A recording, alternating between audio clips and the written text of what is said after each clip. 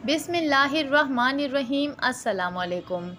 उम्मीद करती हूँ सब खैरियत से होंगे। ये कारामत टिप्स ज़िंदगी भर नहीं भूल पाएंगे। ज़ुकाम में दालचीनी और अदरक और लौंग लेकर हम वज़न शहद में मिलाकर पीने से फ़ायदा होता है। जोड़ों के दर्द और बलगम को दूर करने के लिए करेला खाएं। जिन लोगों के गुर्दे में पथरी हो जाए वो नारियल के पानी में अंगूर का रस मिलाएं। गुर्दों की पथरी टूट टूट कर निकल जाएगी।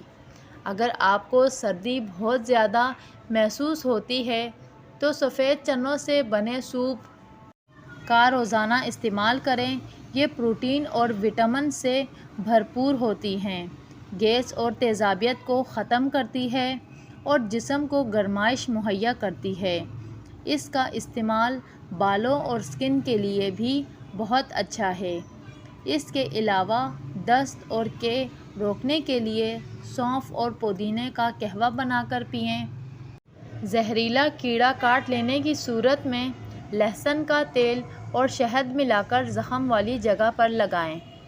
बच्चों के पेट में कीड़े ख़त्म करने के लिए कलौंजी रात को उबालकर इसका पानी रात को सोने से पहले पिला दें।